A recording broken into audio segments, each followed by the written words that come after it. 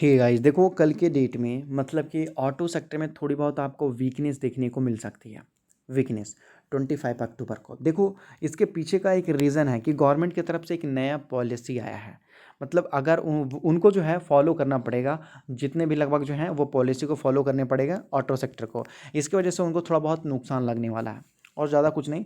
तो चाहे जो भी हो, अपने पोर्टफोलियो में तो 10 से 15 स्टॉक ही रखने हैं, उससे ज़्यादा नहीं रखने हैं। और आपको वही स्टॉक खरीदना है जो आपको समझ में आता है। जो नहीं समझ में आता है आप उसको ना खरीदें तो ज़्यादा बेटर होगा।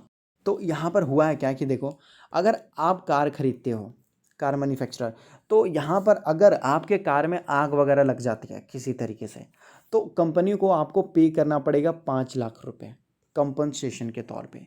कंपनियों को पे करना पड़ेगा। अब देखो, अब बोलोगे भाई ये क्या बुरी खबर है। देखो मैं आपको बताना चाहता हूँ। सपोज मान लेते हैं कि एक कंपनी है।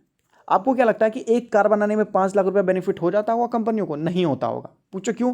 भाई कार का प्राइस तो 5 लाख रुपये से ही स्टार्ट होता है। बहुत सारे ऐसे कंपनी है, हाँ, 5 लाख रुपये से स्टार्ट होता है। 5, 10, 15, 20। अगर मान लेते हैं कि 20 लाख का भी कार है, सही है, और उसमें अगर मान लीजिए कि उनको एक कंपनसेशन देना पड़ गया 5 लाख रुपये, तो इसमें उनको क्या बेनिफिट हुआ होगा पहले ये बताइए। पहले ये भी तो सोचना होगा ना, क्या बेनिफिट हुआ होगा। कंपनी 10-20% कमा ही लेती है इससे, और उनसे ज़्यादा इनको कंपनसेशन भी देना पड़ जाता है। सोचो अगर 5 से 10 लाख रुपए वाले कार में अगर कुछ हो जाते हैं तो महंगे महंगे, ठीक है, उनको भी तकलीफ होगी। तो इससे क्या होगा ना कि उनके मार्जिन में इफेक्ट पड़ेगा। हालांकि ऐसा देखो कुछ हुआ तो नहीं है, लेकिन उनको पहले वार्न किया जा रहा है।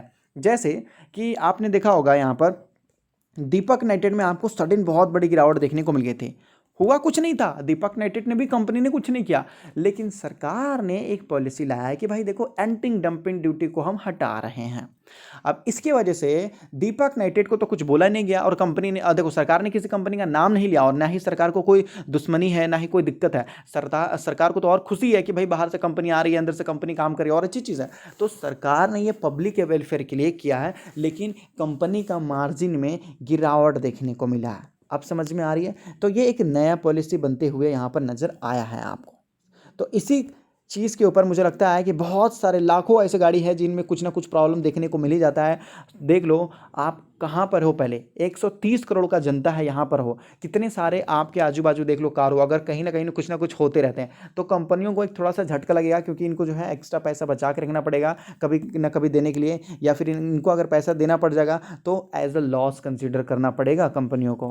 देखो ये तो बच गए, क्योंकि कंपनसेशन जो हुआ था लगभग 1 करोड़ का हुआ था, 1 करोड़ का। लेकिन इतना ना करके लगभग जो है 5 लाख पे सेटलमेंट कर दिया गया है। देखो 15 लाख की गाड़ी थी, नुकसान हुआ था लगभग उनको 15 लाख के आसपास, 10-11 लाख का उनको कम ये मिल गया है इंश्योरेंस कंपनी से, लेकिन फिर भी 1 करोड़ का उन्होंने जो है यहाँ पर मतलब डिमांड रखा था। एक कार थी ऐसी तरीके से, मतलब आग लग गए थे उसमें, नई कार थी, तो भाई उसने बोल दिया, केस कर दिया कंपनसेशन के लिए, तो सभी लोगों ने देखा, सोचा, समझा। तो इसलिए मैं आपको बोलूँगा एक थोड़ा सा बैड न्यूज़ है।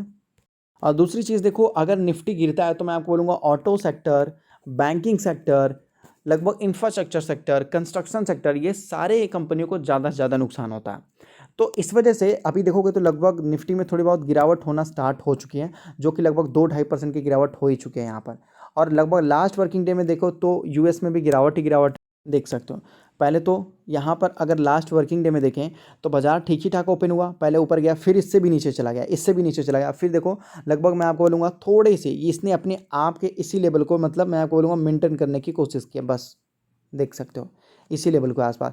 मतलब थोड़ी बहुत आपको अप डाउन देखने को मिले तो मैं आपको बोलूँगा कि अगर डाउ जोन में तेजी देखने को मिलती है काफ़ी अच्छी, तो आपको प्रॉफिट देखने को मिल जाएगा। और बाकी अभी देखो मैं आपको बोलूँगा इलेक्ट्रिक व्हीकल्स आने वाले हैं, तो इलेक्ट्रिक व्हीकल्स एक अच्छी खबर है, एक अच्छी खबर है। तो इनमें से चुनिंदे 1-2 कंपनियों को ढूंढो जो आपको ज़्यादा से ज़्यादा प्रॉफिट निकाल के देगा, और उनको खरीदने की कोशिश करो। सारे ऑटो सेक्टर को खरीदने की ज़रूरत नहीं पड़ेगी। बाकी ये उनके लिए अच्छी खबर है जिनके कार में अगर कोई प्रॉब्लम देखने को मिलेगी, तो भाई उनको कंपनसेशन अब मिल जाएगा। अब उनको केस वेस करने की ज़रूरत नहीं है, बस आपको उनको दिखा देना, तो ईजिली आपको मिल जाएगा, सही है। तो एक तरीके से मैं आपको बोलूँगा लोगों को थोड़ी बहुत सेफ्टी मिली है, और सिक्योरिटी भी मिली है कि भाई ऐसा नहीं होगा। तो जितने भी ऑटो सेक्टर है वो भी सोच समझ के काम करेंगे। तो और अगर आप स्टॉक मार्केट में नहीं तो अपना डीमेट अकाउंट एंजल में ओपन कर सकते हो, जहाँ पर आप एनएससी, बीएससी म्यूचुअल फंड कुछ भी खरीद सकते हो, कोई टेंशन की बात नहीं है। जो चार्जेस वगैरह हैं बहुत छोटे रहेंगे। डीमेट अकाउंट बिल्कुल फ्री है, डिलीवरी चार्जेस फ्री, केवल 20 रुपीज़ लगता है, वो भी इंट्राडे में, जो हर जगह देखने को मिलता है। देखो एंजल और एंजल नंबर 1 बन चुका है, नंबर 1 स्टॉक ब्रोकर्स देखने को मिला है। यहाँ पर आप और आपका पैसा दोनों सेफ है। तो डिस्क्रिप्शन में लिंक है, मिनटों में जाके अपना डीमेट अकाउंट ओपन कर सकते हैं।